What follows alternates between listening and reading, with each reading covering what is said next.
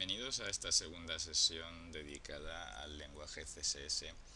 En la primera sesión vimos qué era el lenguaje CSS, cómo podíamos utilizarlo dentro de una página web, las diferentes formas de seleccionar elementos en CSS y la herencia de propiedades. Y en esta segunda sesión vamos a ver algunas de las propiedades y valores más frecuentes que vamos a utilizar en CSS. En concreto, el esquema de la sesión: veremos primero unidades de medida, propiedades del color del texto, propiedades de tipo de letra, propiedades que afectan al fondo de pantalla, propiedades de texto, formas de visualización de elementos y, por último, podremos ver una lista completa de todas las propiedades, ya que lo que vamos a hacer nosotros es un pequeño repaso en este enlace.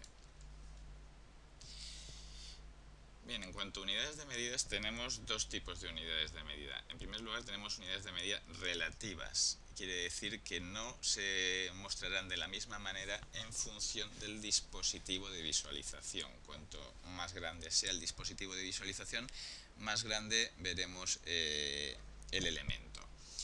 Tenemos unidades de medida relativas al tamaño del texto que estemos utilizando, que son EM y EX.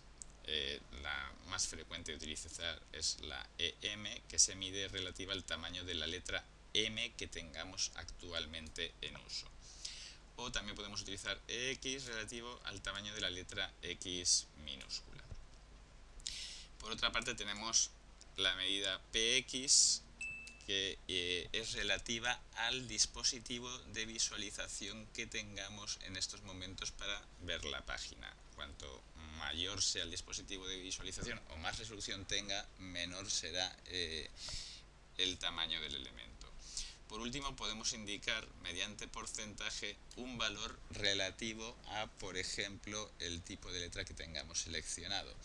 Si yo selecciono un tipo de letra al 50%, lo veremos a la mitad de tamaño de lo que se vería independientemente del tipo de letra que tengamos. Bien, por otro lado tenemos medidas absolutas. Las medidas absolutas siempre tratan de mostrar el mismo tamaño de elemento independientemente del dispositivo de visualización. Esto quiere decir que si yo selecciono algo en medidas absolutas, se verá igual de grande en un móvil que en una pantalla de 25 pulgadas. Las medidas absolutas suelen ser pulgadas, centímetros, milímetros, puntos tipográficos, es decir, el mismo tipo de puntos que se utilizan para los tipos de letra, y picas. Este no es muy utilizado. La propiedad color afecta al color del texto del elemento que tenga seleccionada la propiedad. Vemos esta instrucción en la cual estamos indicando que el texto del elemento body se ha de mostrar en color azul. Para indicar los colores podemos utilizar tres alternativas. Podemos directamente poner el nombre del color de entre la lista que vemos a continuación. Podemos indicar también la componente RGB, Red, Green, Blue, o rojo, verde, azul, teniendo en cuenta que como máximo podemos especificar un color de 255 y como mínimo un color de 0. O existe la alternativa también de especificarlo en valor hexadecimal, utilizando el símbolo de sostenido. Bien, en cuanto a tipos de letra, existen diferentes propiedades que podemos utilizar. Podemos indicar el tipo de letra especificando directamente el tipo o la familia a la que pertenece. Esto lo veremos ahora con un poquito más de detalle. Podemos indicar también el estilo para poner el tipo de letra en itálica. Podemos indicar también la variante del tipo de letra para ponerla en versalita o mayúsculas pequeñas. Podemos indicar el grosor, es decir, indicar la negrita. O también, por último, podemos indicar el tamaño de manera relativa a lo que tengamos utilizando ahora mismo o directamente en puntos. existe una propiedad que agrupa a todas estas propiedades que hemos visto, que es la propiedad font únicamente, donde se puede indicar si el tipo de letra, el tamaño, la familia, etcétera, etcétera. Con respecto a lo que hemos indicado de la familia, todos conocemos diferentes tipos de letra, como el Arial, el Times New Roman, el Courier. Cada una de ellas pertenece a una familia. Las familias serif son familias que tienen puntitas en los extremos. Las familias sans serif son familias rectas, que no tienen puntas en los extremos. Y las familias monospace son familias que siempre tienen la misma anchura, la misma separación. Bien, las propiedades que afectan al fondo del elemento o al fondo de la pantalla, si seleccionamos el body, son el color de fondo.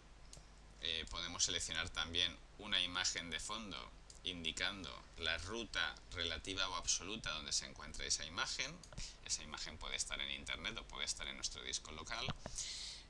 La imagen en principio se sitúa una sola vez dentro del fondo. Si es más pequeña que nuestro elemento y queremos que ocupe todo el elemento, podemos indicar que aparezca repetida en los dos ejes, repetida en el eje X o repetida en el eje Y. También podemos indicar que la imagen se quede siempre permanentemente en la misma posición, aunque yo vaya arriba o abajo de la página, o por el contrario, que la imagen vaya arriba o abajo al mismo tiempo que el texto. Y por último, podemos indicar la posición de la imagen. Al igual que ocurría con las propiedades de tipo de letra, existe una propiedad sintáctica para el background que agrupa todas estas propiedades que hemos visto aquí y que es esta de aquí.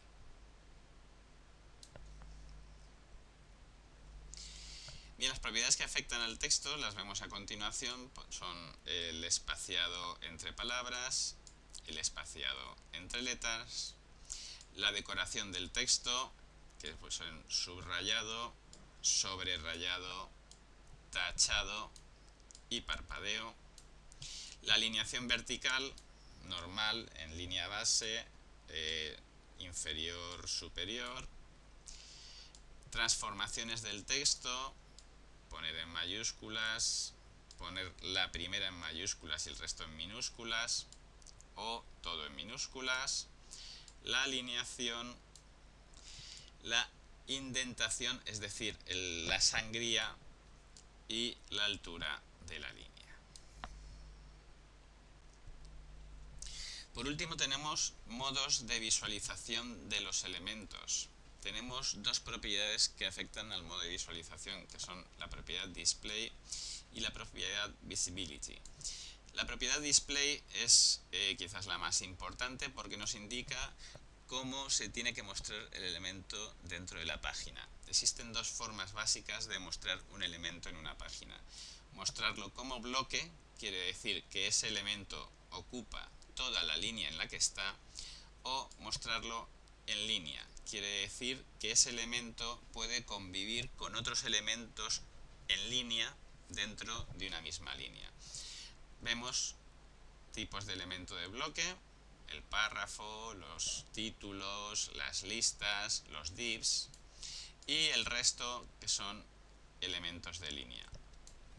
Aunque cada etiqueta tenga un modo de visualización por defecto, bloque o inline, ese modo de visualización se puede modificar, es decir, no es estático.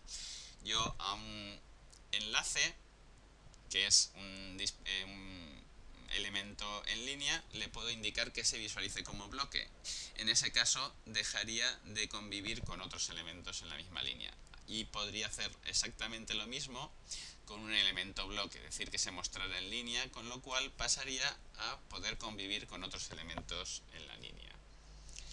Vemos un ejemplo: un bloque normal que ocupa toda la línea y un elemento div que es bloque con visualización inline. Pasa a dejar espacios dentro de la línea.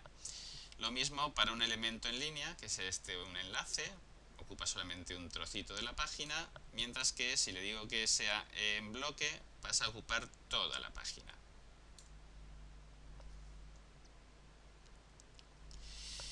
Hay una diferencia entre la propiedad display y la propiedad visibility. En la propiedad display tenemos la opción de ponerle un display none, es decir, ocultar elemento. Cuando yo oculto elemento, ese elemento no solamente se oculta, sino que deja de ocupar un sitio en la página. Vemos en este ejemplo que tenemos 9 elementos y hemos ocultado el quinto elemento, con lo cual el elemento número 6 pasa a ocupar su lugar.